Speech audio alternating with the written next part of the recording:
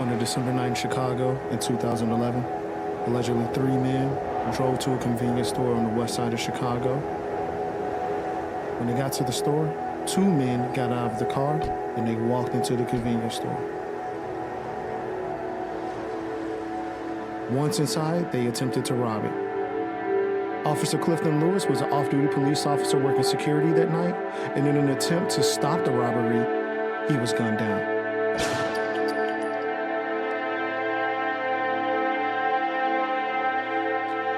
This was a tragedy that rocked the city.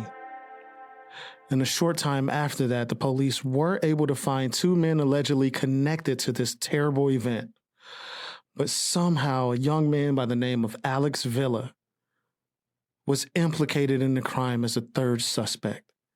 He was arrested and convicted, and now his name is all over the news. Reputed gang member has been convicted in the 2011 killing of Chicago police officer Clifton Lewis. Prosecutors say Alexander Villa ran into a West Side convenience store with a gun and shot Lewis, who was off duty and working as a security guard. There was little physical evidence linking Villa to the crime, but prosecutors showed the jury graphic video of the crime and called witnesses who say they heard Villa admit to the shooting. Villa is the second of 3 men charged in the killing. Alexander Villa is the 3rd person charged with first-degree murder in the officer's shooting death. Edgardo Colon and Tyrone Clay were arrested and charged a week after the December 2011 murder. Prosecutors said at the time they were captured on surveillance video, and Police Superintendent Gary McCarthy made it clear then they were looking for someone else. We don't have everybody in custody who we know that we want in custody. The news clip even admitted that there was very little evidence that connected Alex Villa to the slaying of the police officer. And the police chief at the time just insisted that they didn't have all of the suspects, even though the suspects were arrested prior to Alex Villa being arrested and charged. But this isn't my story to tell. So on this episode of Real Talk Chicago, you got crew members Luis, friend of the network Dame Hayes, as they sit down with Melissa Villa, an activist for the wrongfully accused and sister of Alex Villa. We welcome you to join us as we explore key moments of Alex's life, and we look at the details of his case in the hopes of bringing some light to his situation. Maybe some light that can even exonerate him. Also, stay tuned because we do have a message directly from Alex Villa at the end of the episode. You don't want to miss what he has to say.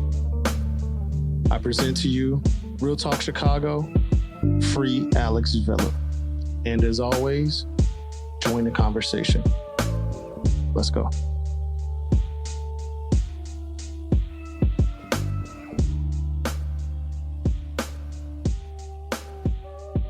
Melissa, thank you for joining us today. Thank you for having me. How are you? I'm doing well. Tell us a little bit about you, where you grew up, just to get to the audience to get to know you a little bit better, and we'll take it from there.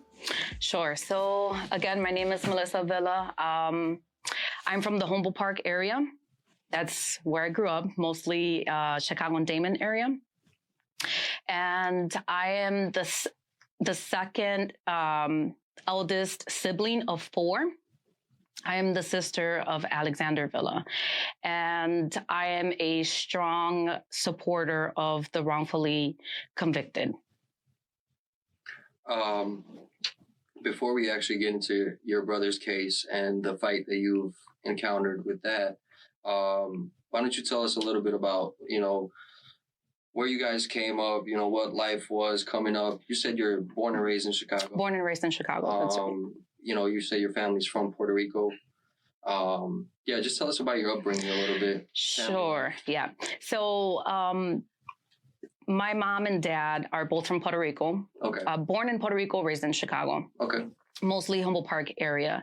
And they were teens when they got married and decided to have a family. And as a product of that, there's 4 children. I'm the second oldest of 4.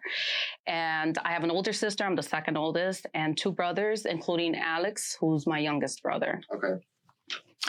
Can you tell us a little bit about your first memories with Alex? Some of the first instances. What is the age gap before we go into So I'm 36, and my brother is going to be 32 this month. that? You saw how slick to get her age? Yeah. That was slick, right? We're 80s babies, so. I'm just kidding. That's okay. Please tell us about your brother and, you guys' relationship coming up. Yep. So, I mean, growing up, as I mentioned a few minutes ago, my sister and I, we were the oldest kids of the four. So we were very motherly to our brothers. My brother, Alex, he's an interesting character. Being that he's the youngest, his Spanish is, oh gosh, it's horrible. It's not the greatest. He thinks he speaks it well, but he really doesn't. Yeah, it's horrible. It's all about what you believe. Yeah, well, I guess. He can't dance Spanish either, so he can't speak it, let alone read it, let alone dance it. He's very funny. He's a father of 2 kids. Okay. So my niece, which is his oldest child, she's 15. Okay. And his son is 9 years old. Oh, wow. So yeah, so he's a dad of 2 kids. My brother, he attended Kelvin Park High School. Okay. Unfortunately, he didn't graduate. Yeah, he was kind of knucklehead when he was younger. Sure. Like any brothers, right, would be. And overall, we were just, kids from Humboldt Park and coming from a home of a single parent home. Oh, okay. Because my mom and my dad, they married when they were young, but I mean, that was over 15 years later. Gotcha. So essentially, when my dad and my mom got divorced, I was 9.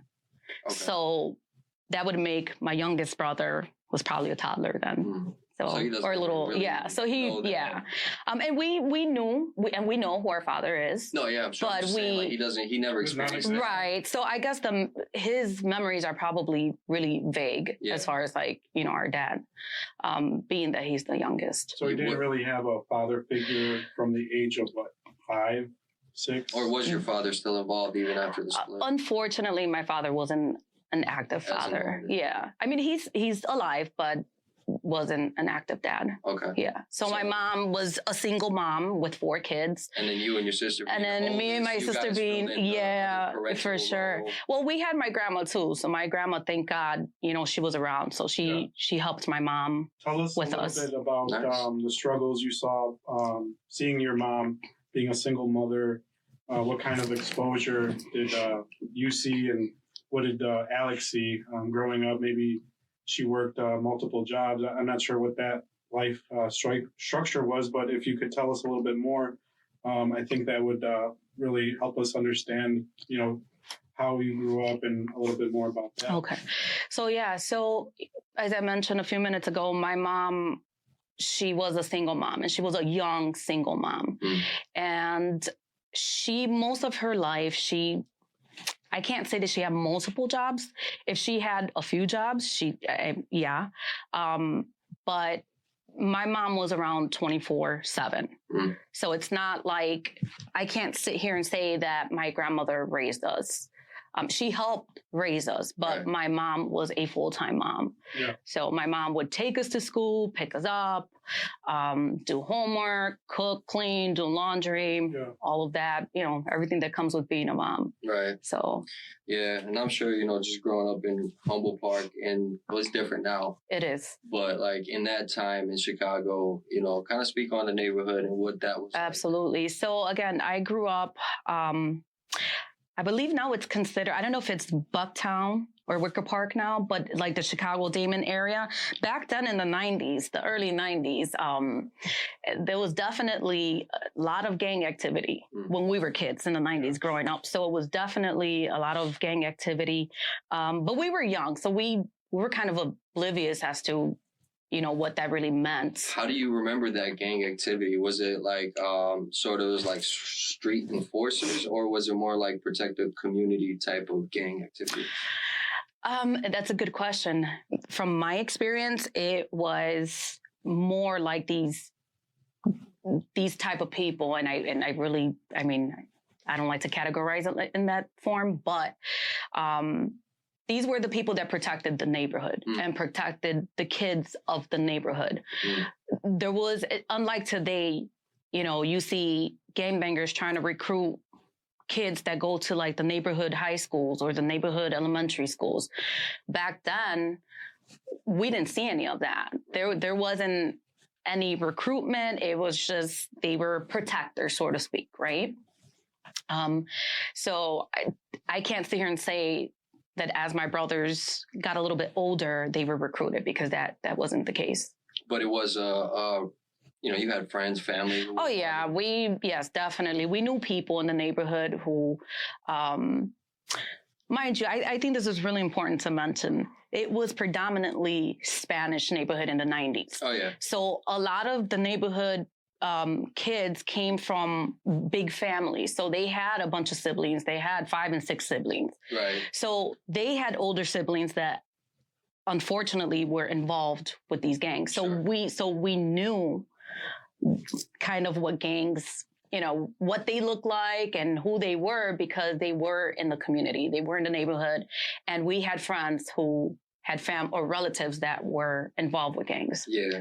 That's the story I often hear from like my friends who have family and friends or might have been involved in gangs themselves, is that it's more traditional or cultural almost, you know. I don't want to categorize it either in a bad aspect, but like it's not really something that you kind of grow up with it, so you never look at it as like the way outside people look at it, you know. And so it's like before you even know it, you're in something that you're demonized for when you're a kid and not even fully understanding what it is, you know. So I think that's important to just highlight here. Yeah, I think well, I will look at it as like a fraternity or a sorority culture. Yeah. Right. Yeah. You know, it's like, you know, most of the times if your parents were like in Morehouse or one of those fraternities, you tend to want to pledge to those, you know, fraternities and sororities. And I think it's the same thing with gang culture. If you have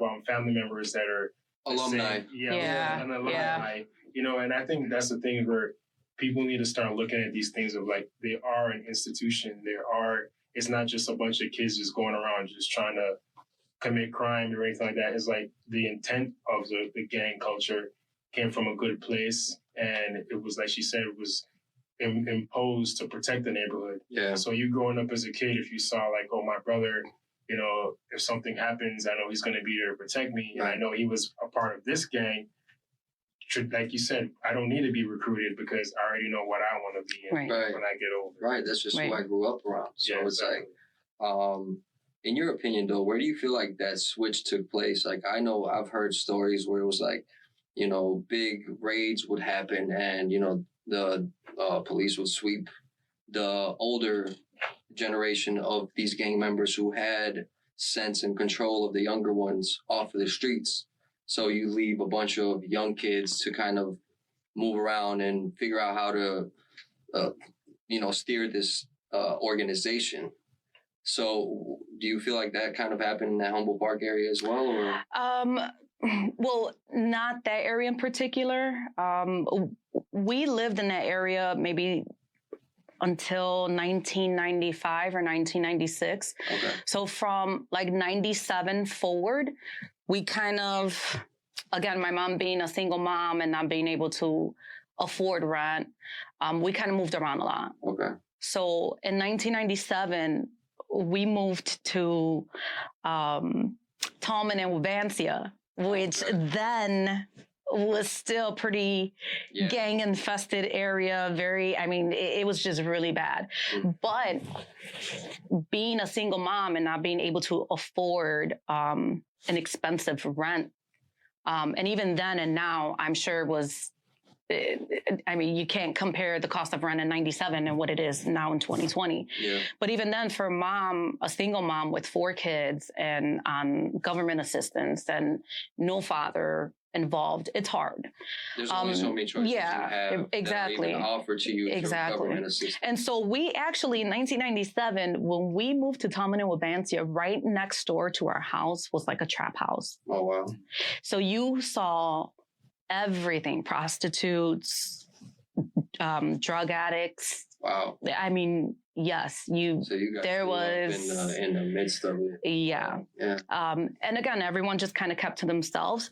By 1997, I was probably 13. So again, my brother wasn't really, they were a little older, but they were not at an age where it either attracted their attention. They were still young. So shortly after that, we moved again. And again, we just kind of bounced around just trying to find affordable rent. Gotcha. So ultimately, we ended up moving, actually, my mom, because by then I had already moved out of my mom's house. I already had kids. So I kind of had my own life going for me. So at this point in time, my mom had already relocated to the Kelvin Park area. And prior to my brother attending Kelvin Park High School, he attended Thurgood Marshall Middle School. Okay. And I believe that's like 6th grade through 8th grade. Okay. And of course, he graduated 8th grade. And now where things start to change is when he enters high school.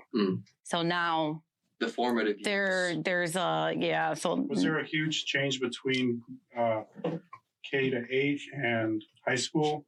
For sure. It's like a complete 180. Complete 180 for sure. What did you notice? Was it more of friends who he was hanging out with? So actually, his friends that went to the same middle school with him ended up going to the same high school with him. Okay, so they're growing up. So now they grew up together. Now they go to the same school. So even then, like Kelvin Park High School's never been really a and it's not to say that it's a bad school. It's just, I guess, the people who attend that school, right? What's the demographic? It's mostly Latinos, but culturally, like gang wise, you have a little bit of everything. You have Spanish Cobras. You have I don't know if they're Maniac Latin Disciples. So those are the two predominant gangs that would have attended Kelvin Park High School. So I know your mom was a single mom. Did you guys have uncles? Was there any father figure in Alex's life during that while your dad was in there? My mom did remarry. So thank God our stepdad, he stepped up to the plate and he filled really big shoes and he married my mom. He came into this relationship with 4 kids, my mom's 4 kids. And so they got married and then they had another kid together. Okay. And he was really our only male figure as far as like replacing my dad or having that male. So no uncles? We come from a big family. We do have uncles and cousins, but not to say that they were like really involved with us. Gotcha. So yeah, It wasn't like this close. No, not right. Exactly. Extended family. Right.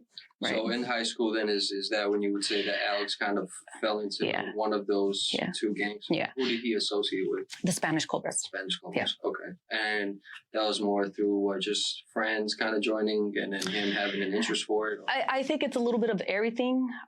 When you grow up in a neighborhood where you don't belong to a certain organization or you don't belong to a certain group of people, yet you live in a neighborhood where these people are associated with certain groups, right? You end up going to the same high school as them, and 9 times out of 10, what ends up happening is you get picked on.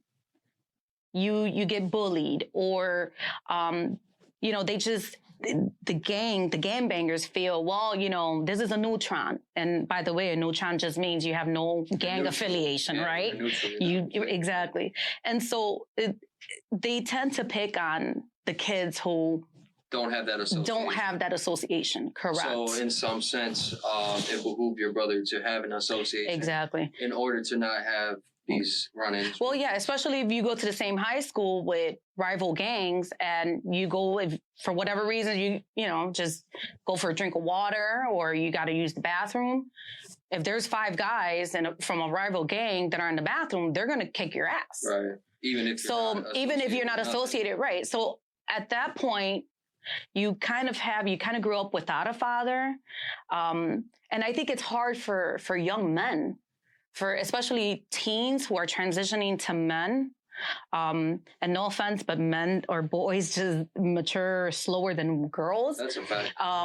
So if you don't have that male figure in your life, you learn things a lot You slower. learn things a lot slower. But in some cases, in a lot of cases, you get swayed in the wrong direction because you don't have direction. That guidance. Right? Yeah. You don't have that structure. You don't have a positive male figure in your life telling you, stay away from these kind of people. Right. Or like a dad you can call and be like, yo, these guys keep fucking with me. Like, right. I did that once. Right. I was in 5th grade. Yeah. And predominantly high school. And I'm like, literally probably the only white kid in there. And of course you can't call mom, hey, come to school, you know, I'm being bullied or these, you know, that's not going to happen. So he was just left with a choice. You guys are saying I'm this, so fuck it, I'm this now. Yeah. Because you guys want me to be and I have to be. Yeah. Well, yeah, especially if you're being threatened or you have a group of guys waiting for you outside of school. Right. I feel that sometimes you're forced into these organizations or affiliations or, you know, for the protection because you don't really have much of a choice. Right. So it's either go to school, get beat up and just kind of be the you know, the kickball, or kind of associate with people and kind of man up a little bit to the very best of your ability and just go to school and try not to get beat up. And I think that speaks to a larger culture in just in the school system, like that bully culture. Yeah. Right. Where it's just like, you know, depending on was your demographic or what school you go to, like bully culture is prevalent in any economic background. So the suburban schools got bullying in different manners too. Exactly. You know? So it's like you being a kid, if you're getting bullied, then you have your friends who are like, hey, listen, you know, we can help you out to defend you, but you got to come and this is what we represent. Right. In order for us to protect you, you got to come with this. Yep. That's right. That's right. Also, so Alex is in high school now, and at this point he's a Cobra, but he hasn't told you. So what are some of the things you noticed? What are some of the behaviors you saw in changing, or what led you to believe? My presumption is that he clearly didn't tell you that he's now part of the Cobra gang, right? Right. So tell me what you noticed, or what your sister noticed. He was the only child, only boy, or he's the no, he's not the only child. There's 4 of us. Okay, so your sister and a brother, and he's the youngest. Alex is the youngest. So you all noticed something with him. Yes. What are some of the things that you? Yeah. What were the signs that, like, you know, he's changing? Some of the signs were coming home late, way past his curfew. And then it kind of got to a point where he wasn't coming home. He would, at all. He would kind of make excuses like, well, I stayed at my friend's house. So then that was a red flag. That's when it became concerning. And, of course, at this time, he didn't have like tattoos, gang tattoos or anything like that. So, we're thinking, well, maybe it's just a rebellious boy and having no dad in his life, just hanging out with friends. And, we didn't think nothing of it initially. But when it became a pattern, we knew that there was something going on. So it was just like more continuous, not coming home, more continuous. Cutting class. Okay. Either not going, but telling us that he would be on his way to school.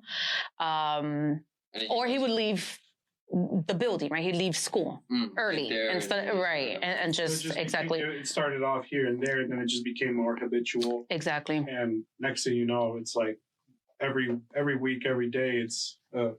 Yeah. Do you guys try to intervene and be like, "Yo, what's going on?" We did. So of course, my mom, actually me, my mom, my grandma, and my sister.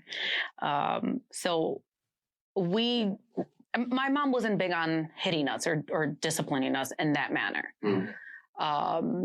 She was, again, just a young mom trying to figure out how to be a mom, right? So she never like hit us or punished us or anything, but we did have freedom. We were allowed to take a bike ride or hang out at a friend's house, but to come home at a decent hour. So again, when these patterns started becoming more and more obvious, it just got to a point where now we started following him. Where is he going? Yeah. Oh, okay. Yeah. Right. And so we ended up following him to Kelvin Park, the actual park, because there's Kelvin Park High School and there's Kelvin Park District. So we noticed a group of people, and that's when we realized that he was involved with gangs and Just being around the people. hanging out and you know, their demeanors and how they would dress Colors. and how, you know, they would greet each other. So at that point we knew, okay, there's more. All right, so you guys then intervene. You guys talk to him. You know, what's the approach?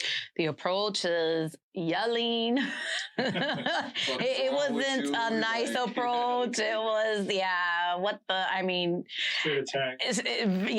attack mode. Granted. Yeah. Okay. But you've seen that you were so exposed to this that you just all the entire female family members were probably fed up at this point to want to attack Alex, right? I'm assuming. Or what caused such a emotional attack on Alex? I guess, or is that just the way that the family communicated? A little bit of everything. Yeah. I think for Alex, he was very sheltered because he is the baby and he doesn't have many memories of my dad. So unlike my sister, my brother, and myself, right? My brother, granted, the third, the one after me, he's 2 years older than Alex, but you know, although he's only 2 years older, he has a memory. Right, he experienced. So he experienced maybe a little. Couple years. Right. Yeah. It's, a small amount, but it differs from Alex. It's a bigger amount when you compare the two, right? As far as like memories. Sure. So it was more like just sheltering him. You know, because it's no secret. The moment you hear, you know, a gangbanger, a thug, or someone who is affiliated with those type of people, you think, and I'm just, you know, what I know from having conversations with people, they're kind of highlighted as terrorists. They're no good. And look at just like the words that you threw out, right? Like thug. Yeah. You know, like this is the light that these people are painted in. Whether or not they're actually doing good or bad for their community, if you hear they're associated with a gang, they're automatically thug, terrorist, whatever, right? Yeah. Now I can't speak on your brother's behalf to like his involvement in it and the role that he might have played in this gang. What can you say about that? In my brother's defense and growing up in the same household, I will say that his gang involvement obviously was from being bullied and terrorized throughout high school, right? And just kind of having a go-to person to protect him. Right. But secondary, now, you know, these kids, when they grow up, especially boys, they want to fit in. So now you want to fit in with your peers. You want to wear the expensive Jordan gym shoes because that is a thing. That is a thing in Chicago. Like you have to, if you didn't own a pair of Jordans, you were like, you're lame. You're lame. You're broke, or you're not. Right. You're not that person. You're not that. You know. Well, who wants to be around him? He's broke. He can't even afford a pair of Jordans. Dusty, all them shits, yeah. Right. I feel like it's important to touch on the fact that he was still figuring himself out. Yeah. He's an adolescent. Yeah. So exactly. So he's a teenager. He's being exposed to different lifestyles. And now at this point, now he wants to start making money. Well, he's not old enough to have a job. Right. So what do you do? What do you do? You girls. Right. So now you're liking girls. Girls are liking you. They want right. A guy that got some nice stuff. Exactly. They want a guy who got some money. Yeah. And that was his situation. And so at this point, so he's having and experiencing the same feelings and struggles that every young boy has felt. Exactly. Where you're trying to impress somebody and if you come from, like you did, a family or a single mother household where she can't afford these J's, they're $100+ and there's four kids. So if one's fresh, four got to be fresh. Right. Yeah. Like it's not, so she's having to ration. Yeah. She's and obviously not being able to afford even just a living situation, let alone you getting fly for the girls. You know, like so I can understand him falling into the cycle for that reason. For sure. I've been there too, wanting that and like not being able to have it. Yeah. And you think of what can I do to get it? Yeah. I think it's important for people to understand, like, this is no different than someone in high school wanting to join the football team because the girls think the football team is cool. Right. It all goes back to, like, at that time, what's the cool thing to do?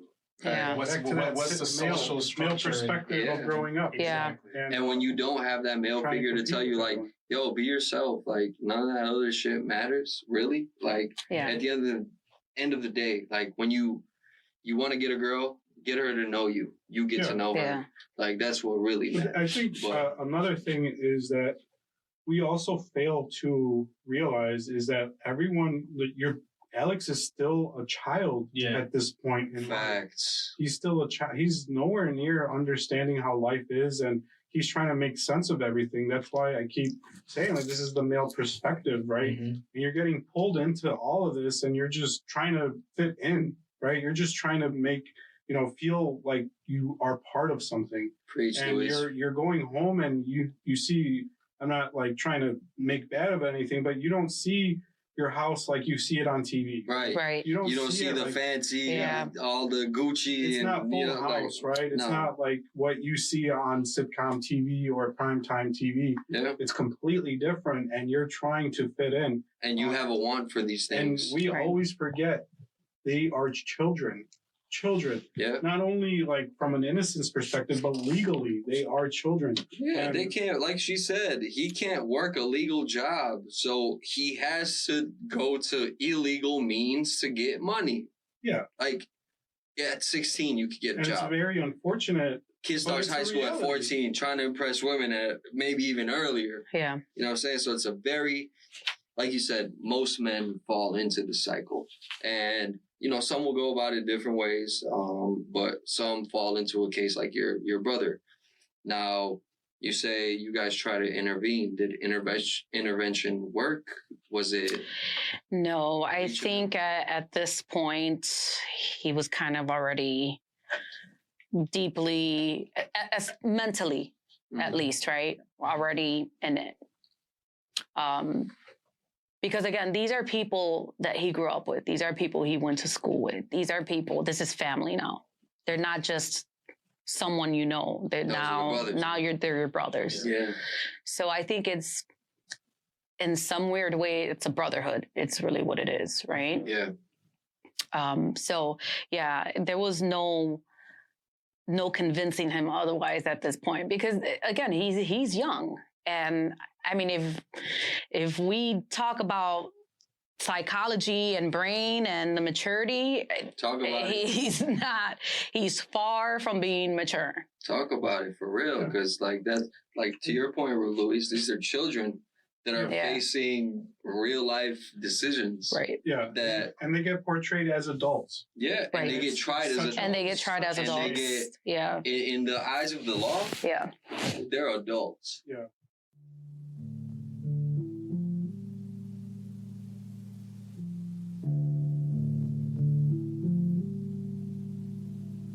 How does your brother end up getting entangled in this case?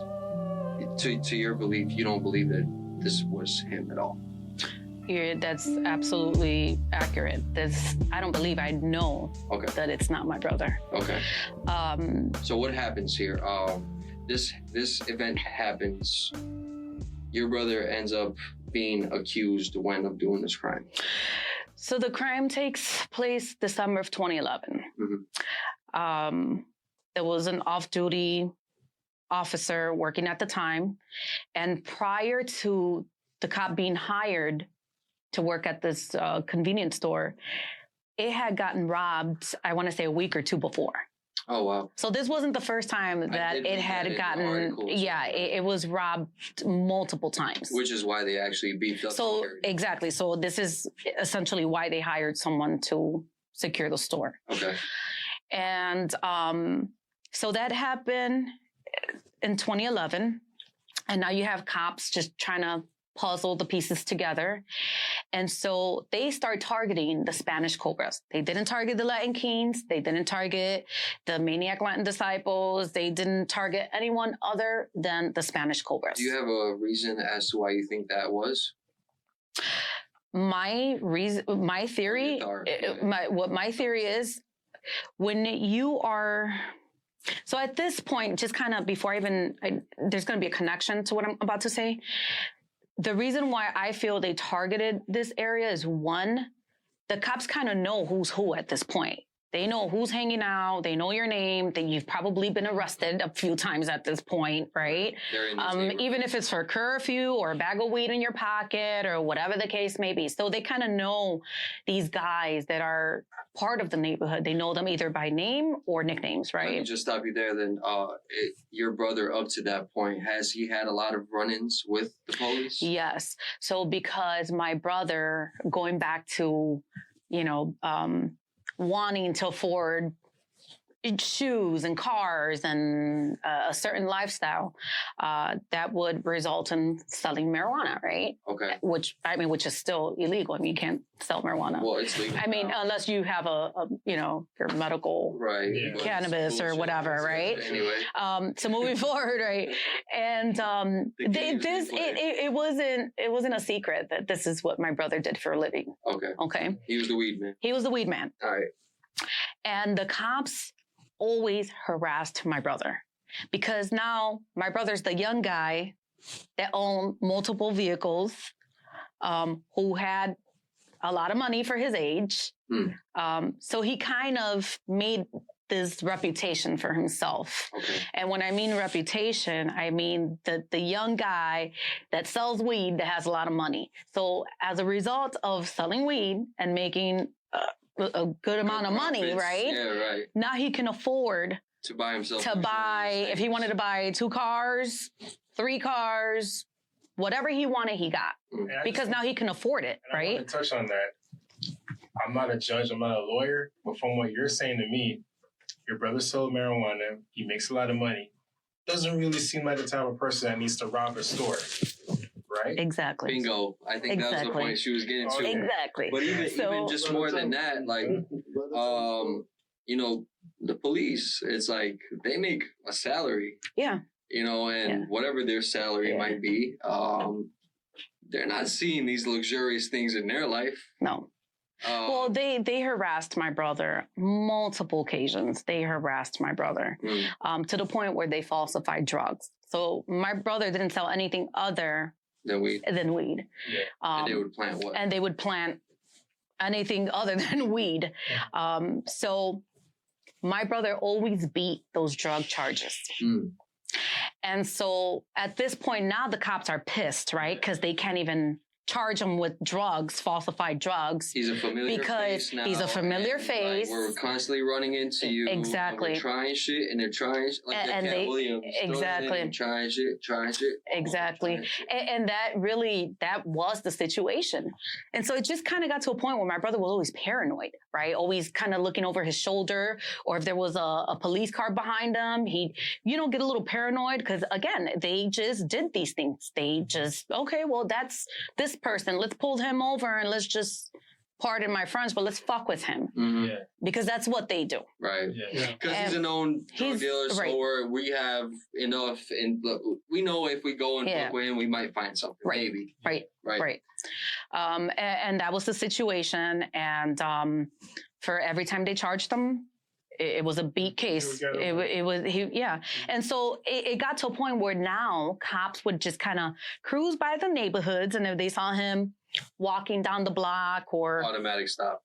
Not only that, but they would just kind of cruise by in a malicious way and threaten him. You're not going to be so lucky next time. So now the threats are starting to kind of flow, right? Like, So once you see you walking, intimidation. hi, Right. how are you? once you've beaten a few cases, now they're like, we're on your tails, and you gotta wait this time, but count your blessings time. Right. Yeah. Right. Right. So like in a sense, it's almost like they're trying to like give him. They're harassing him at this point. Yeah, it's like harassing him and let him know, like, look, chances are we're probably trying to build something against you that's going to put you away a longer time, even though we have nothing to put you on. Because it seems like at this point, it's becoming a thing where it's like now, I don't want to call it jealousy, but it's almost like in the sense where they're trying to figure out, okay, how can we bring him down? How can we bring this guy down? You know? Yeah, for sure. Yeah. And I want to just add a little bit to that. In the past, they had raided my mom's house looking for drugs that didn't exist. They broke walls. A few times they came in without search warrants. I had a rifle, or something that looked like a rifle. I know it was a big gun. And I had that pointed at me, my family. I was threatened that if I didn't cooperate, they would call DCFS on me and take my kids, because that's another intimidation tactic, right? Speak on it, please. And, you know, of course, I'm like, well, what do you want me to tell you? Like, there's nothing. Why? First of all, what decent mom, whether it's family or not, who would leave their child in a home where there's drugs and guns and whatever you want to call it, right? I would never put my kids in that position. And so I remember the detectives just kind of, they were parked on every block from my mom's house. My mom's house was watched. And like I said, they came in multiple times without a search warrant. And at times they did come with a search warrant. You think the police officers had a vendetta against you? Absolutely. Okay. Absolutely. Wow, that's crazy to me, because like, all right, you got this person. All right, first let me just say, like, it's crazy to me because like at that time, sure, weed is illegal. Now they just get to decide, like, all right, it's cool now. It's legal, you know? Everybody can do this shit. Yeah. And, we harassed people and mistreated people and tortured people in the past. All right, fuck it. You know, like, that happened. And, like, they just get a pass. Yeah. Like, that's so annoying to me. Yeah. But this is why I said there's a connection with when the murder took place. They targeted this area in particular because that's the connection with why they would harass the Spanish Cobras and just kind of try to pick up everyone who was out there. Didn't care who it was. If you looked like a Cobra, you were Puerto Rican, and you were going down to the station. That's what they did. So that's the connection. And now they had a super reason. So now, like, one of their own, right? Exactly. Was murdered again. Rest in peace to that man. Yeah. So let's fast forward to the night of, and I want to touch base. Someone did lose their life. So someone did perish that night, and I don't want to diminish that, but at the same time, Melissa, where was your brother the night of that December night in 2011? Let's fast forward to the night of and maybe bring us, tell us about the events of where your brother was that night and, the day of, the night of, and, take it from there. So the night of the murder, my brother was at home with my mom and my grandma.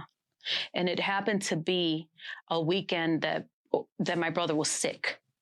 He came down, I don't want to say it was the flu, but he wasn't feeling well. And so of course, my brother's at home. The murder now, it's December 2011. So now January of 2012, January the 4th, give or take, around either the 4th or the 5th, my brother's picked up for questioning. Now, mind you, my brother had sustained a gunshot wound. When was this? This was July 30th of 2011. Okay. He had sustained a gunshot wound. Where to? Different areas of his body. The first one was to the chest, and then the one to the hand was in July. Okay. So he has, as a result of the gunshot wound, he's got like nerve damage. He had a pin placed, like a surgical pin of some sort, placed in his finger. He needed physical therapy. He was on Coumadin. He was just like, he barely had recovered from the first gunshot wound, let alone a second gunshot wound. And what's Coumadin? Is that like? It's a blood thinner. Blood thinner? The Coumadin is a blood thinner. He was probably getting heavy clots. Right. Okay. So they take him down to the police station, and the reason why, or how he ended up being at the police department, how he even got, how he was suspect, so to say, was because there were three guys in a car. It was a Puerto Rican guy, a black guy, and I want to say a white guy. Or it could have been two black. Don't quote me on this. It could have been two black and one Hispanic. On the night of the incident with the.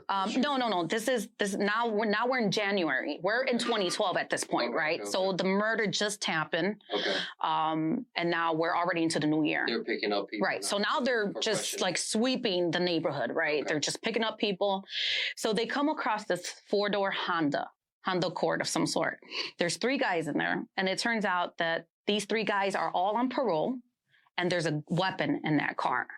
So they get pulled over, quote unquote, by a police officer who says that they were going down a illegal one-way. Mm. So they pull the car, or the car parks, the cops drive behind them.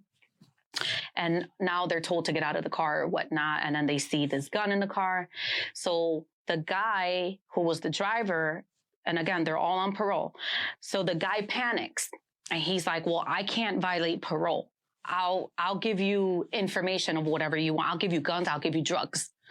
So this is where that conversation's going. So your brother he's not in this car? No, he's not in this vehicle. So they pull over some random Honda in that neighborhood? Yes. And you guys are not in this neighborhood where the shooting occurred? No. At the time? No. Right? You guys are living somewhere else. All right, so they pull over this Honda, 3 individuals in there on parole, and one is willing to tell a lot. Correct. What happened? So he's like, well, I can't go down for this gun because it's going to violate my parole, and he didn't want to go back to jail. Mm-hmm. And so the cop was like, well, we don't care about guns and drugs. We want to know who killed the cop. Mm-hmm. Which I thought, that's just so random, right? I can't tell you if he was, I can't tell you anything about him other than what I'm saying. The information that I have, what I'm saying is part of the trial transcript. So, okay. But anyway, this guy, he's like, well. And who is this guy? So this guy happens to be a Spanish Cobra. Okay. So he's a Spanish Cobra. And again, in Chicago, there's different areas. So the Spanish Cobra is not just Kelvin Park area. There's different parts of the city where, you have the same gang, just different sections of the city. Okay. And so the guy's like, well, I can't go down for this gun. I'll give you guns. I'll give you drugs, but I can't go down for this gun. And then, of course, that's when she's like, well, I don't want that. I want to know who killed the cop. Who's this she? The prosecutor? The police officer. Okay. So this is a police officer from Area 5. Okay. So he starts just mentioning my brother. He's like, oh, well, it was, he mentioned my brother. And in what sort of way did he mention your brother? By his street name. Oh, and saying that he was involved in what? In the robbery. Okay. That he was involved in the robbery. Why did he mention your brother specifically? Well, because, again, this goes back to what my brother did for a living, and it's all about competition. Okay. This is someone who was older, who perhaps wanted to have what my brother had, if that makes sense. So it was almost like they were competing on the same level, right? My brother never associated with this guy, because let me tell you something. Even though you're in the same gang or the same gang, different sections, doesn't mean right. Yeah. And even people that you don't get along with. Right. And this is someone that my brother did not get along with. Okay. There was always. So this is a hater. So pretty much. Yeah. Somebody who just didn't fuck with your brother and what he was doing out there. So now he starts implicating my brother. They take him to the police department. And he gives this story that it was him, my brother, and another Spanish Cobra. So you believe that this man just made this shit up? Of course he did. Of course he did. And it makes no sense. You do not want to go, you're on parole and you're literally shitting in your pants because you don't want to go down for a gun that you had in your vehicle. Why would you incriminate yourself, right? And say that you were somewhere and go down for a bigger charge other than a gun. That makes no sense. You're implicating yourself, right? Yeah. So it makes no sense. So he goes down to the police department. He gives, I don't know, a statement or whatnot that he was there. He gives this scenario. He was given a lie detector test in which he failed twice, but that's not admissible in court. It's not. So even though he failed, it couldn't be used in court. Yeah. So now he's saying that my brother was involved, so on and so forth. So this is what gives the police. So this is what, grab your brother. Correct. So now they pick up my brother. They take him to the police department. He's there for 3 days. Okay. Again, with fresh wounds from sustaining gunshot, right? And the lead detective on this case, he always had, he never liked my brother. He was the one who started making threats. You're not going to get away with it next time, blah, blah, blah, right? So at this point, he gives an order to other officers to beat my brother. So now they're beating my brother. Physically? Physically beating my brother. So now they're punching him in his ribs to the point where he's coughing up blood. Sure. He's handcuffed while they're beating him. They punch him, they punched him in the face. They beat him up. Okay. And my brother has always said from day one, from the very first time that they picked him up for questioning, that he has nothing to do with this. So while all that is going on, he's, of course, transported to the hospital by police officers because now, he's having pain in certain areas of his body, or he can't breathe, or the cuffs are too tight. Mind you, he's got a pin in his hand. Right. So after 3 days, or actually before I even get over the 3 days, after his lawyer, this is like day 2 now at the station, the lawyer shows up at the police department, and initially the cops denied that my brother was there. They denied that he was there. And at some point, I don't know how, I guess they ended up admitting that, yes, he was there, but he's in questioning and so on and so forth. So after the lawyer's there, he's telling the cops, okay, that's it. We're done with questioning. That's it. No more. The lawyer leaves and they continue interrogating him. Oh, wow. So they broke his... So not only was he physically beaten and mentally tortured and deprived of water and deprived of using the restroom, now they're still questioning him. Even after exactly, it's like, okay, stop. That's it. You can't, legally you can't do that at that point, right? Was this brought up in his trial? That he was like... No. And I can't tell you why this information wasn't brought up, but yeah, these are... I have his medical records, so everything, and there would have to be like surveillance footage of him being in an interrogation room. Yeah. Or even where they beat him. Like, they beat him in a police station? It was in a police station. Yeah. Wow. And so now he's released. So he gets out on bond? No. So now they have nothing to charge him with. So he's still... They question him and after they beat him and question him, they figure they don't have enough to charge him. Okay. They release him. Okay. So now at this point, we're actually moving forward a little bit because this is 2012. That's January 2012. That's January of 2012, right? So now that same year, my brother gets into a car accident in which resulted in someone... dying, right? Okay. And so now he's got this reckless homicide charge, and at this point he's, fighting. Wow. Yeah. That case. So while he's fighting this case, the cops rearrest him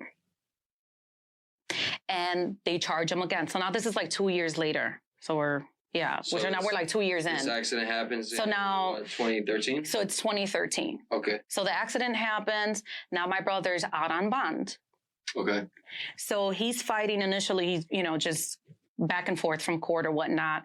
And he obviously pled guilty. He owned up to his responsibility For the accident? for the accident. Okay. And he was incarcerated. He was back and forth from Cook County Jail and Stateville Penitentiary.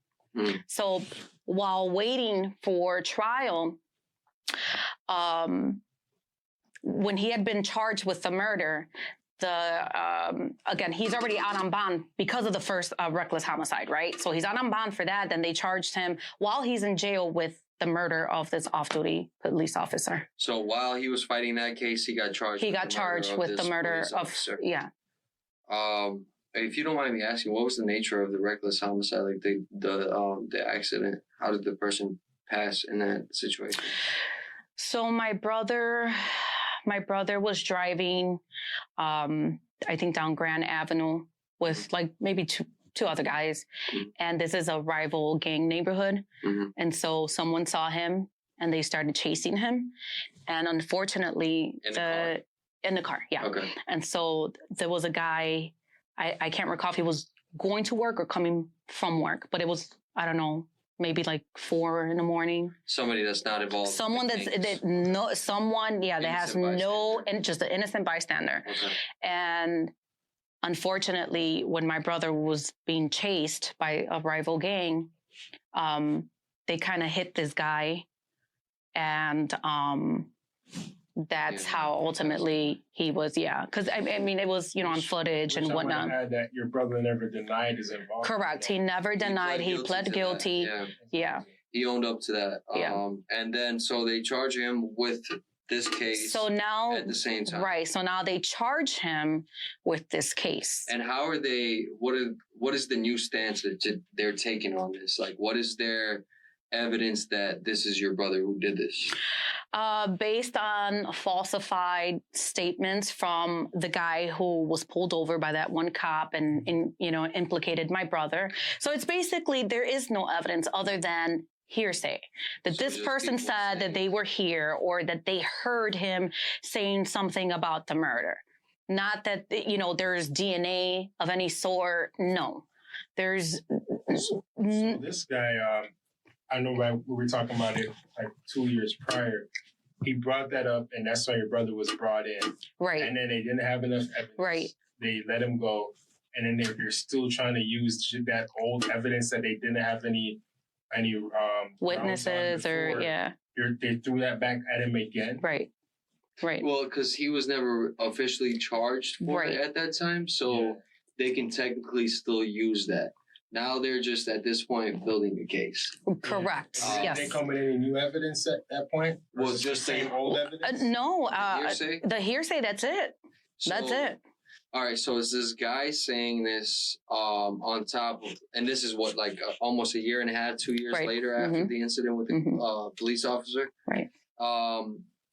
So, okay, they come back at your brother, and what happens? Like, do they officially charge him with the murder? So or they're taking him to court. Well, at this point, they charge him with the murder. Okay. So now we're waiting for trial. He's been there 7 years.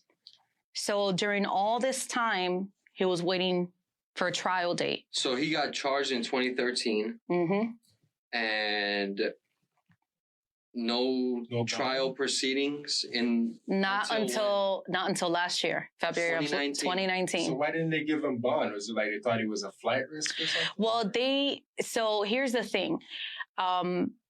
He had been given a bond, but because he was already fighting another case, right? So technically he was like on 2 bonds, right? So when he went to court for the murder of the police officer, right? When he came out of court, he wasn't obviously in the elevator with my stepdad. My stepdad's the one who took him to court. Because at this point, he can't drive. He's out on bond. He was in a car accident. Yeah. So he can't drive. Okay.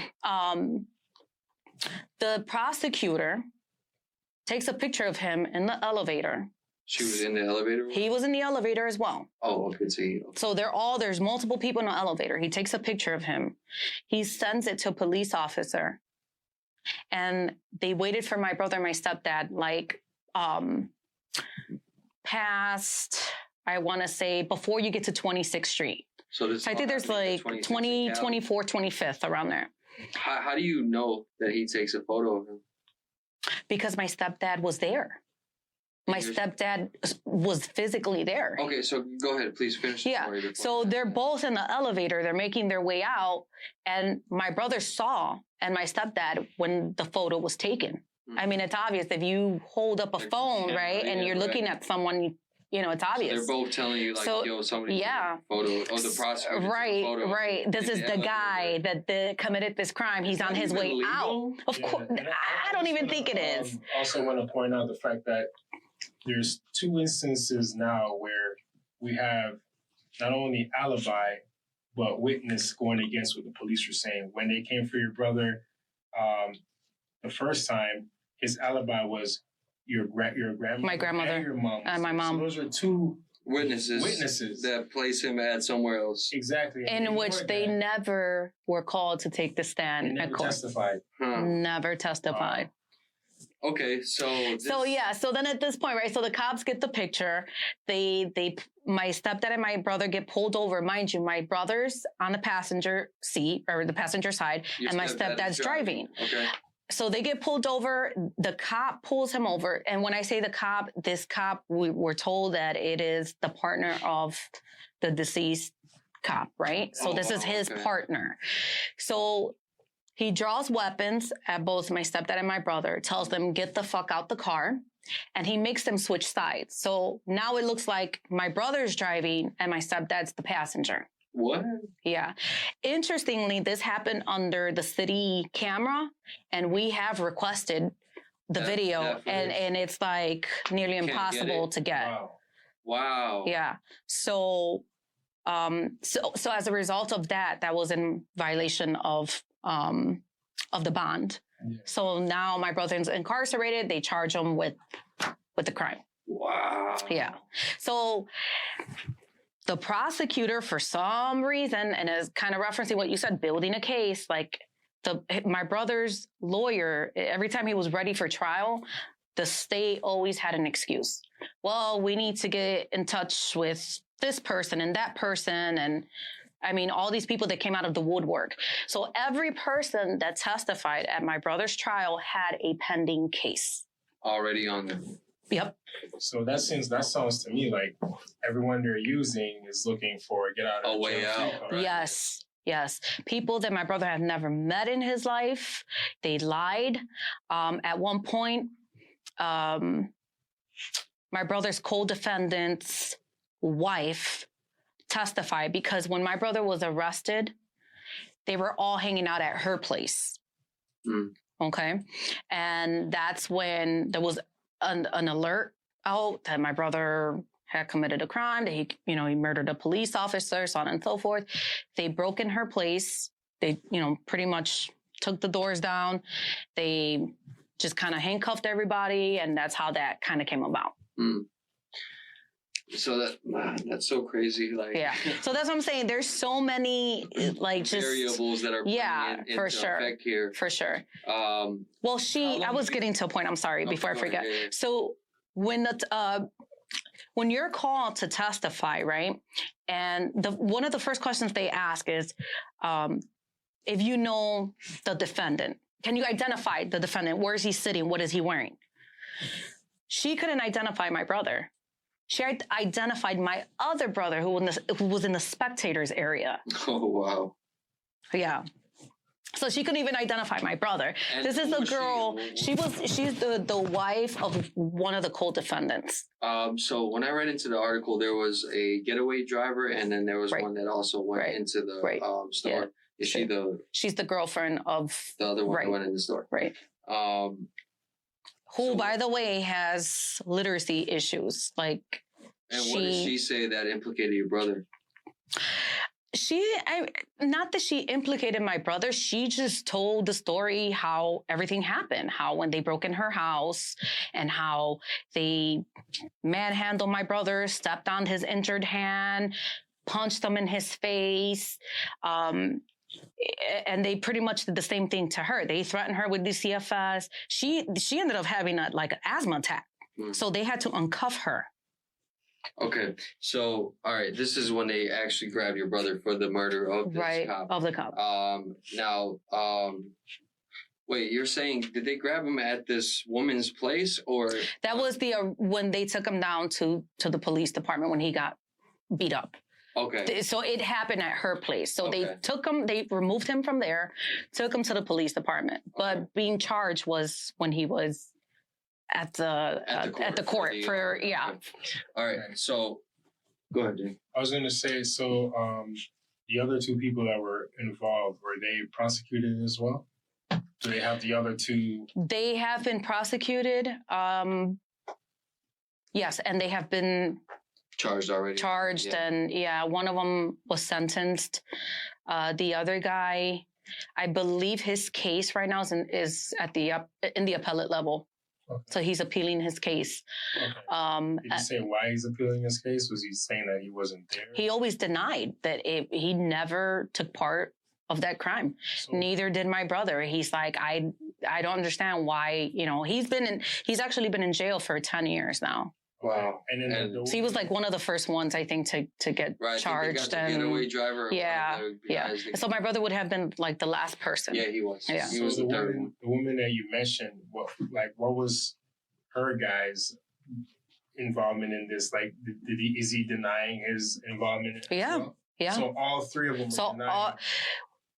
Well, I don't know. Okay, so they have separate trials, so I don't know what was said in the other co-defendants' trial. I wasn't there, but I know they did bring the getaway driver. Mm-hmm. They did bring him to my brother's trial. Mm-hmm. Yeah, I had read that he had testified. The getaway driver. He exercised his Fifth Amendment right. Oh, that's true. He was asked to testify, and he pleaded the Fifth. He pleaded the Fifth. Yeah.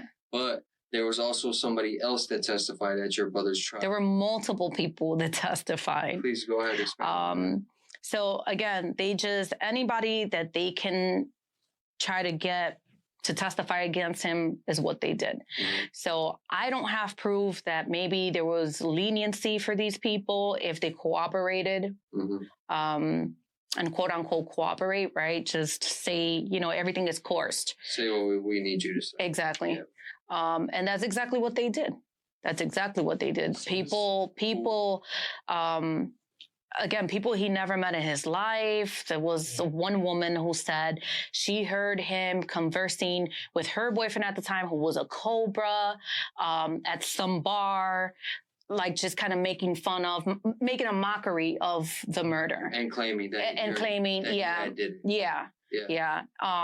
But interestingly enough, what I found when I read the article was that woman who was a girlfriend of another Cobra at the time, hadn't testified until until the other Cobra had gotten locked up. Yes. Now she claims that it was because he was abusing her and threatening her, that he would do something to her if she tried to testify. But again, it's like Luis said earlier, it's hearsay still. Yeah. I was at a club and I think I heard him go, It definitely is hearsay. And I think this is important to put out there. The gunman, when he robbed the store, his right hand was bare, okay? Mm-hmm. And he had the weapon in his left hand, he was wearing a glove in that left hand. Mm-hmm. My brother has 2 old tattoos, like right above his hand, right? Like right below the wrist. Right. A little above the knuckles, obviously, right? On both hands. Okay. Well, the gunman didn't have a tattoo in that right hand. No tattoo. Now, how can you identify someone who wears the ski mask, right? How can you identify someone from like the bridge of the nose up to your forehead. So that's exactly what and here's the thing. My brother has a sizable tattoo on the right side of his eye. Okay, it's a big tattoo. So if you know, we got to use our brains here, right? So you just got to envision this. If you wear a ski mask, right, and it covers literally the bridge of your nose, it's like right here. How can you even identify a person being that that's my brother, or that that's a Hispanic, it's a Hispanic person for that matter? How can you even, there is no way to identify. So what was their reasoning? How did they put your brother at the crime scene? Going back to what the one guy said implicating my brother, so it was just these and then these witnesses, which I think the witnesses that were at the store, I think they were coerced too, because so one of the witnesses that was in the store at the time of the shooting, he said that it was a white Hispanic. I saw that. Okay. I saw another witness that said they were light skinned. Right. And then you have one of the employees of the convenience store who's a senior citizen who had been working there forever. His testimony was, well, there was one black guy. Oh no, that there was two black guys. And he kind of went back on it, and he's like, well, I can't remember what the other one looked like. So which one is it? Is it two black guys, or is it? But none of the physical, so to say. No. Like video footage, photo footage. No. Did they get any DNA, anything? There was DNA collected. There were like, no fingerprints coming back to my brother, no blood, no hair, no saliva, skin cells, nothing. So how did the lawyer that your brother had at the time argue that, you don't have nothing to prove that this is this man? I saw something also about a text message. Yes. So the timestamp on that video is 4 minutes faster than the actual time, right? Okay. So phone records were obviously subpoena, my brother's phone records. And what I find interesting is that CPD, they have a database where they can get a ping from a tower. Yeah. And they were able to provide that ping the day after the murder, but not the day of the murder, in which I think it makes no sense. How do you have all this, you just have all. You're collecting this. You're collecting all this, right? But you don't have when we need one of the actual murder. So where did they ping him after the murder? Home, right. Kelvin Park. Okay. And so the ping that they got was the distance from the store and from home. Okay. And the ping from the cell tower, which did not put him there the day after the murder. Obviously, right? He wasn't. I mean. Yeah, and it's funny to me because like I'm not a detective, but I think I've watched enough First 48 that usually when these things tend to happen, there's a lot of communication that needs to happen either with the driver and the other accomplice.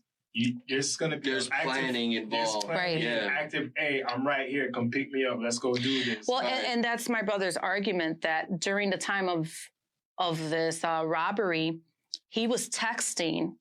Mind you, he's at home. He's nowhere in this area. He's texting an ex-girlfriend that he was on and off with for a little bit. Right. I saw that the article stated that a text could have been sent real quick. That's what they say. As he's like running in the store. He's running in the store. Yeah. That's what they claim. But interestingly, there was a search warrant issue for an individual by the name of Demetrius Mitchell. This individual lived like a block from the store, from the convenience store that had been robbed.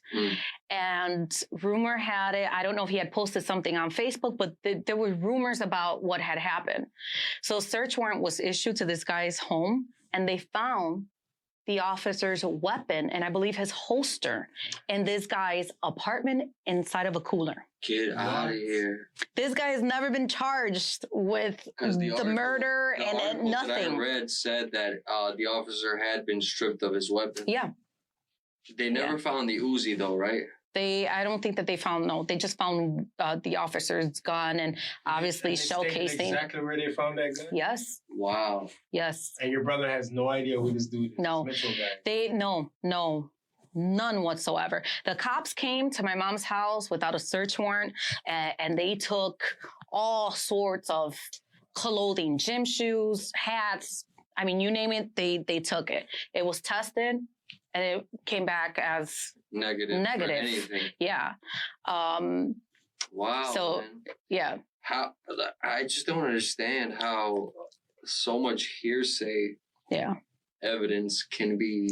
Well, what makes the situation, and this again, from being there 4 days of trial, the courtroom was swamped with police officers in uniform and carrying a weapon. Okay. So I can only imagine the anxiety and the fear that my brother felt because I was sitting behind cops and I was nervous. Especially the people that were going to be testifying. Yeah. They came out to make a presence felt. Yeah. So Gary McCarthy was present and I would never. Who's Gary? Gary McCarthy was the former superintendent, Chicago Police Department superintendent. Okay. He's the one who covered up the Laquan McDonald murder. Yeah. Okay. So he got stripped of that position. He, I guess, wanted to make his presence known. And so the way trial happens, if no one's ever been like to a trial, it's kind of like a wedding where you have the groom section and you have the bride section, right? So at one point, it was just a very hostile environment because my other brother, so obviously the family is there, right? And the moment he makes his way to the courtroom, there's cops outside of the courtroom. And one of them was like, well, who's this piece of shit? And my brother just kind of like, was like, what? Is he talking to me? And so he turned around. He's like, no, you're a piece of shit. And so at this time, you know, his fiance's pregnant and she's trying to defuse the situation. They make their way into the courtroom. We make our way into the courtroom. So these cops took up our seating area. So that was, they were looking for anything to escalate so that it could reflect on who my brother is. Right. Because my brother, not the one that's been accused of this murder, but the other one, Stephen, at one point, he had the cops removed from our seating area. He's like, we've given the family respect, right? He's like, so why aren't you respecting my family? We've been sitting here and you're going to move because this is where we've been sitting for the past few days. So it got to the point, where like the bailiff and the sheriffs had to like diffuse the situation. And ultimately they were removed because the scene was reserved for us. So now you have all kinds of cops from all these districts who are leaning against the walls, who have taken the seating capacity of this courtroom. Well, if you want to get technical, if you look at the Illinois appellate court rules, you will see that is not allowed. But because the judge was so biased, he allowed that. Actually, that's what swayed the jury. In my defense, I'm going to say, in my brother's defense, actually, I honestly believed had the jury not been there, they would have ruled otherwise based on the evidence. Yeah, also to your point, even when the shooting occurred, there was heavy pressure. Because, the amount of cases that are opened and people that are convicted or charged, I should say, and the conviction numbers are very low in the city of Chicago. And so when a death of a police officer happens, they want to see quote unquote justice. Right? Of course. Yeah. And so there's a big push by their higher ups to make sure that somebody goes down for this crime. Yeah. Right. And, to your point, where with such a heavy police presence in even the courtroom, I think that speaks to that point. Exactly. It's like, not only was, the judge and the public and the police pressured, but now the jurors who were ruling on this case felt the pressure of all these people to bring down so-called justice. Yeah. It's like it stems back to him in high school. It's like he's getting bullied again. Yeah, for sure. For sure. Right. Just because of his reputation, maybe. Or like exactly. him being a known figure in the street. Exactly. Yeah. You know? And you know, it just, the point here is that my brother did not commit this crime. And realistically, there's two victims here. My brother's a victim, and he's paying the price of someone else's doing. And then you have, with all due respect, the officer's family who are mourning a son that will never come back. So there are two victims. So we're suffering just like them. I'd go even further, you know, like, of course, rest in peace to that man again. And of course, like your brother being locked up for such a long time, you mentioning he has children who are at home. You know, those kids are, you said they 14 and 9? His daughter's almost 15 now. So your brother's been in custody, what, some 7 odd years now? Yeah. So the 9-year-old has really maybe witnessed as much of his dad as Stephen did, for example, of his father. And so it's this reoccurring cycle again. It is. You know, that's just repeating. And it's sad as hell because it's like, from everything you're telling us, it's like all of this evidence was nothing substantial. No. Everything was just hearsay. And even, how long have you guys been requesting that that footage where they pulled him over and made them swap seats? Since it happened. And when was that? 2013? 2013. So and still nothing. Nothing. What do they say with that? We just get the runaround that after a certain amount of time, it's deleted, or that it's not available. It's not. So we just get the runaround and back to just the person, like, so they found this cop's weapon and holster at somebody's house, and they never brought this person on trial. No. Or never even. No. I want to say he was charged and he was able to post his bail or his bond. And just like happened with this thing that someone sold him the gun. I couldn't tell you exactly, but I know he had been like some convicted felon from the past, or so. I don't know too much about him because I mean I don't, other than what we know. But now, has there been attempts to appeal, or what? Where are you in the process? Okay, so right now, so my brother, as I mentioned, he was convicted last year. So usually the way it works is when you're convicted, like between 2 to 3 months, then you're sentenced. And then they kind of... What was he sentenced? He hasn't been sentenced. Still. And the reason why he hasn't been sentenced is because we fired the attorney that was representing him because we have suspicion that he was working with the state. Oh, wow. So we later found out that he has connections to law enforcement. He comes from a family of law enforcement, a father and a grandfather, and we feel that it was conflict of interest for him to defend someone who, quote unquote, murdered a police officer when he comes from a family of... I'll go as far as to say that it's one gang against another gang.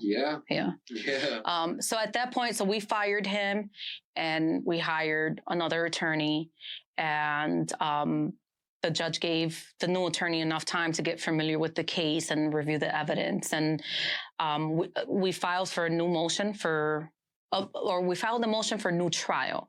So this is the only reason why he's not sitting in some state prison right now, because he's still at Cook County Jail. And that's because we are fighting for a new trial. How do you feel about that? Do you feel optimistic? I'm always optimistic. Good. I'm always optimistic. I'm very spiritual. I believe in God. And, like with everything in life, if you lie, you become inconsistent with what you say. Right. Now you got to keep up that lie. Now you forget, right? Because this happened a long time ago. You kind of forget your lies. Yeah, what you said. And the lies always come to light. So, I always encourage him to, just keep your head above water, We're going to get through this. How is he holding up? It's like, it's a very emotional roller coaster. So he's up and down. He's got good days. He's got bad days. He just feels like throwing in the towel. He's tired of being confined in a cage, and he's missing out so many milestones with his kids and, family. So yeah, so he has, he has good days and he has bad days. And all you could do is just encourage. Just encourage him to, be some hope, a beacon of light for him. Yeah, for sure. But he's, like I said, we come from a strong family. And when I say strong, I mean, our beliefs and, our perseverance and, we're strong women and we push until we can't push anymore. So, we always tell him that. And my brother, he's, we come from the same place. So, for sure. And again, and by all means, I'm not saying that people should not be in jail. If you commit a crime, whatever crime that is, you do your time. Okay. But I am against wrongful convictions. You do not go taking people's life to cover up some story because you don't want to look bad in the public eye. For not having closure. Such as this. Right. Especially being the nature of the case. Yeah. Because I'm almost positive had it been gangbanger against gangbanger, as they would say, right? Yeah. It'll just sit on someone's desk and collect dust. But because this is one of theirs, they have to close the case. And please do not misconstrue anything we're saying here as a bashing on police, especially in light of everything that's going on right now with the world. I think it's very important to state that, we understand that there is good and bad in every aspect of life. We're not generalizing anybody. But in this particular case, as Melissa has stated, there has been no substantial evidence to prove of this man's guilt in this shooting. And this is why we're speaking in this manner. Yeah. Melissa feels very powerfully, as I'm sure we would all, if we were in that position, that, I'm going to fight for my brother. And so what's the next step for you guys as far as the motion? Do you have a court date? Actually, I want to jump in and say back on what you're saying is that, off camera, Melissa did let us know, like, she has family that's in, as some law enforcement. This isn't just this. We're not biased. Our family is not biased. Yeah. I am not a biased person. Just kind of, getting, touching on topic of what you just mentioned right now. Yeah, we have family members and friends that are part of law enforcement. Right. And we're not discrediting good cops. Right. That's not what we're doing here. Right. We are just exposing the corruption is what we're doing. Which needs to happen. Because if it's not exposed, this is going to continue happening. It's not just police officers. Let's just be clear. It's not just police officers. Talk about it. This is prosecutors as well, because prosecutors have power. Mm-hmm. So district attorneys, they're unethical, they are biased, and it's all about ego. And I have this much power, and you know what? I can do what I want because there is no accountability for wrongdoing. So yeah, at some point, I'm hoping that that just as much as we fight for corrupt officers to be accountable for the crimes that they commit, I really do hope that prosecutors are held accountable for their wrongful convictions because they're the ones who have the say. They actually have more power than a judge. Yeah. And they also affect lives and the people that are attached to those lives. Melissa, where can we find more about Alexander and where can we find his case? Where do we search the resources that you have out there? Where can people petition, support Alex? So we have a petition. We have, any information regarding the case on our website, which is justiceforalex.info, which is like the number 4. Okay. So yeah, justice, the number 4, alex.info. And so if you go to the website, you'll find a resource page, and we have medical records put up there. We have trial transcripts. We have all sorts of information put up there for anybody that wants to know a little bit more. Yeah. They're always welcome. I have a Facebook. It's just Melissa Villa. If you ever, if Melissa Villa, you could just inbox me. If I'm not, my brother's case is not a secret, and anybody that wants to know anything about this case, I'm more than happy to share. I love that. I love so the fact it's that not, it's not a secret. Shedding light on it, and I think it's very important because not only does it fight, put up the fight for your brother, but like you said, it puts up the fight for so many other fronts. With, corrupt cops. Yeah. Corrupt. We just, we want a fair trial. Yeah. My brother did not get a fair trial based on his past. These prosecutors, the state came prepared. They built the case. They brought experts like video experts, forensics experts. And again, that's why we feel that he didn't get a fair trial, because his attorney in no way, shape, or form offered these services to him.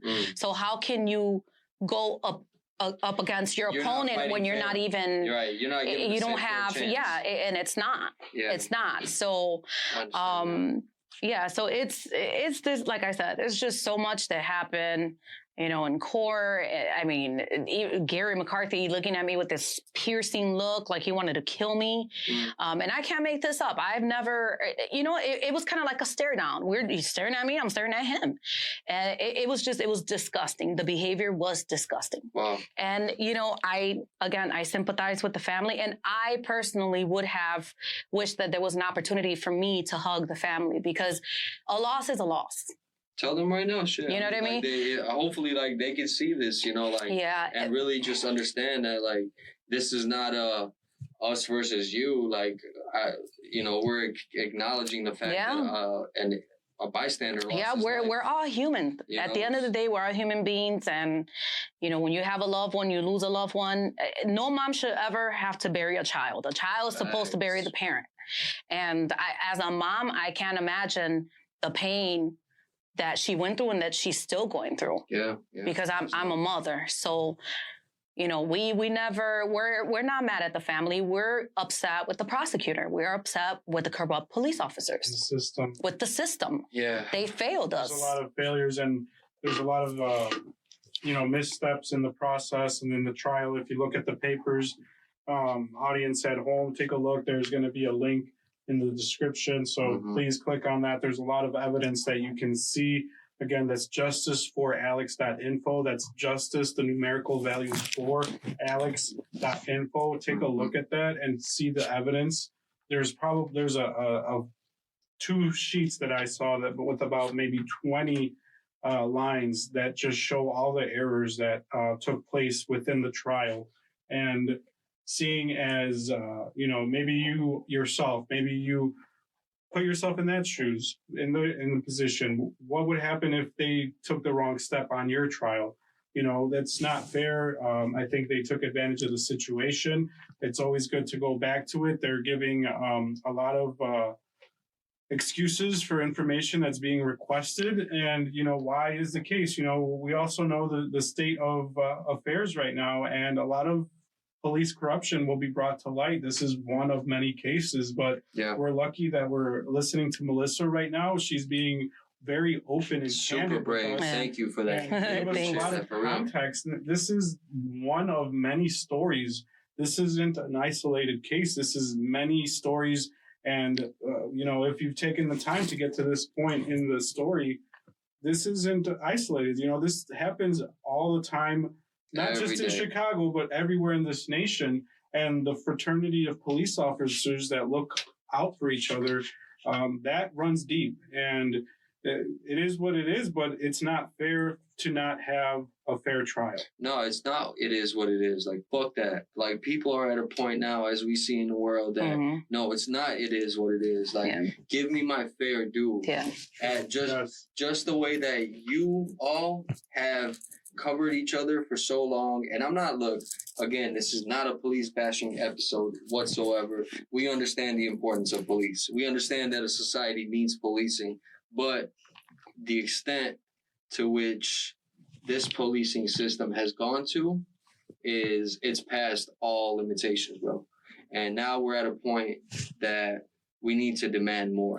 We do. And I want to add something really quickly. I forgot to mention this, but during my brother's trial, the prosecutor, because there were a total of 4 prosecutors, the one prosecutor on my brother's case, my mom, so at this point, we're kind of having a bathroom break, right? Court's in recess at this point. My mom goes to the ladies' room, and the prosecutor happens to go right after my mom. So her and my mom just are like face to face at this point, and she engages verbally with my mom and says, I'm sorry, you look like you have a really good family. You come from a good family. But and this, as far as like the court, you know, goes. But still, it's, you know, again, it's conflict of interest. How can, why are you, it's unethical. It's what it is. Why are you interacting with someone who you're prosecuting, right? It sounds like she might have had a personal gripe with the way that things were being handled. Yeah. And wanted to like kind of relieve her consciousness. Yeah, well, she believes that my brother like put a Band-Aid on like to cover his tattoo.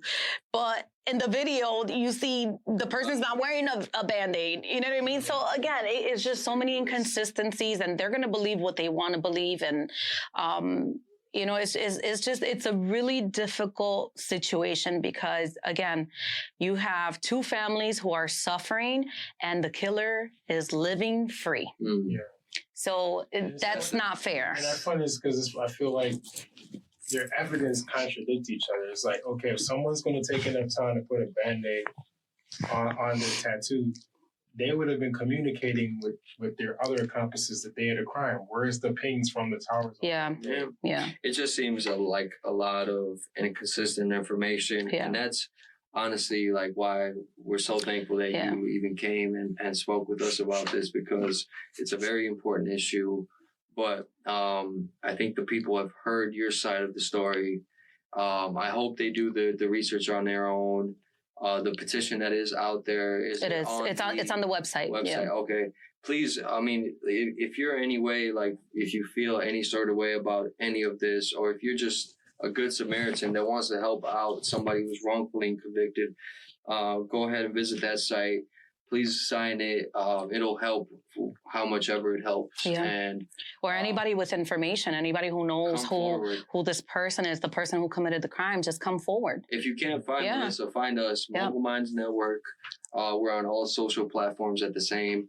And Melissa, I'll just leave the floor to you. If you want to leave them with any last statement, anything that you'd like to say regarding your brother's case or just the current affairs in the world, please. You know, like just kind of reiterating what you said, just look at that website and, you know, the more support, the better. Not just for him, but for people who across the board are wrongfully convicted. We are their voices. Yeah. So if we don't do these interviews and we don't have these platforms, they're never heard. Yeah. Not even in the court of law. They get shut down.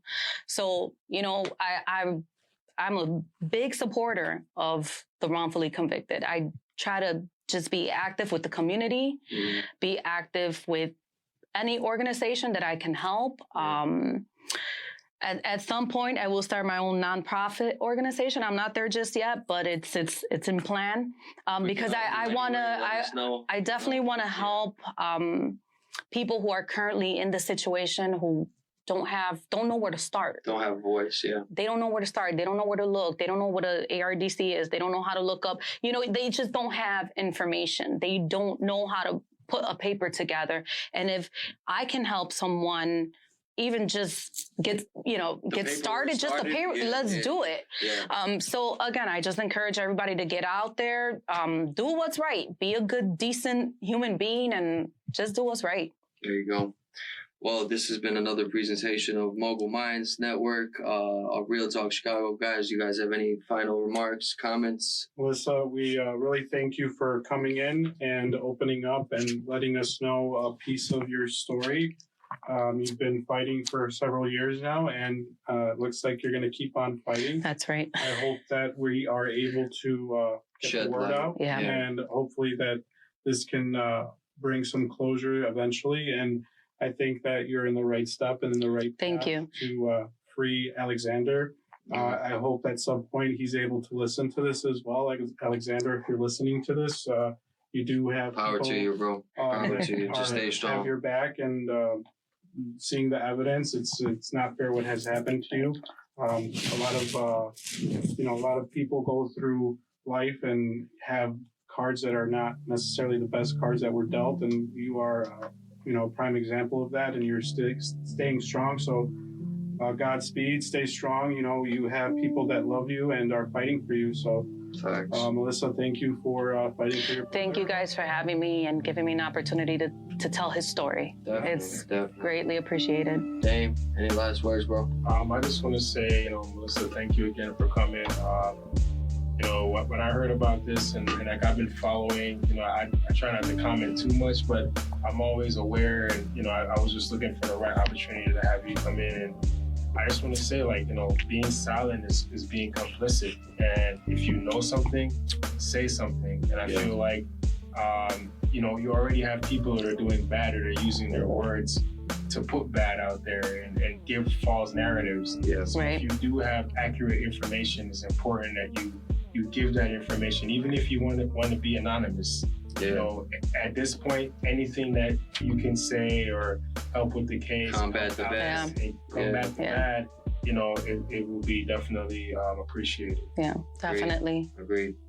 Again, thank you, Melissa. Thank you, We guys. appreciate you. Free Alex, and everybody else wrongfully convicted. This has been That's another right. Real Talk Chicago. Thank you all for listening. Peace. This call is recorded and subject to monitoring. Call accepted. I've been silent for too long, but today I refuse to remain silent. I've endured police brutality on all levels by the Chicago Police Department, 25th District. I've been beaten while apprehended. My girlfriend at the time witnessed and also was assaulted by the same Chicago police officers. Photos, medical records proving this. No justice for Alexander Villa. I've endured false witness coercion, fabrication, police intimidation in this very courtroom. Every time I walk in this courtroom, I feel persecuted. I have taken every insult allegation, hoping that someone in this courtroom care about the honest truth. But the truth doesn't enter this courtroom, not courtroom 700.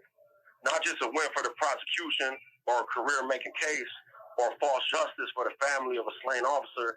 I have been maliciously prosecuted and wrongfully convicted. I shouldn't have to lose my freedom for a crime I did not commit. My family has shed tears in this very courtroom, watching an intense interrogation video and an unfair trial, insulted by police officers over a roll of seats to sit at. During trial, I've endured 365 days of a year, the cancer that eats an innocent man up every day knowing he's innocent. No one can fathom how that has to feel. How many of my loved ones, including my children, have endured the same pain that's visible on my face every day? I shouldn't have to miss my daughter's graduation, holidays, the simplest joys of life, because I was singled out on a high-profile case. I believe I was convicted the day I was appointed this courtroom. No one wins cases on cops, innocent or not. That's just how things go in the circuit court. Blue blood matters more than innocent justice. Because of my lifestyle, a lot of people in this courtroom don't care about Alexander Villa. I'm unworthy of freedom in their eyes regardless. But no one innocent should have to lose their freedom regardless. I'm an innocent man convicted from the very start. Today, I will not remain silent, for I have my freedom and liberty stolen from me wrongfully. This courtroom holds no justice two ways. One, for Officer Clifton Lewis and his family, I'm terribly sorry for your loss, but Alexander Villa shouldn't be held accountable for a crime I did not commit. Don't for one second believe that the right person is standing in this courtroom today. I maintain my innocence since the very first time I was approached with this nightmare. Second, there's no justice for Alexander Villa, for my family, for my innocence, for me being beaten, for me being incarcerated for years on end wrongfully. There's no justice today in this courtroom. It's really just a sad ordeal two ways. I know for many in this courtroom, this is going in deaf ears. As always, the prosecution has their opinions and allegations that probably won't ever change. But me being innocent won't ever change also. I hope that at least one person in this courtroom feels my truth, honesty, and innocence. At least one family member or honest officer or ethical officer of the law. A wrongful conviction doesn't solve the murder of Clifton Lewis. It just brings false justice to the family and extended family to CPD. Today I may lose my freedom, but I can never lose my innocence or be stripped of it like a cloak. I hope that everybody here in this courtroom today will one day see Alexander Villa was truly innocent. I apologize if I offended your courtroom, Your Honor. That wasn't my intention. I was only speaking the truth because I have been silent for too long. Too many court appearances, too many years already. And thank you for letting me speak. Follow my website, justiceforalex.info.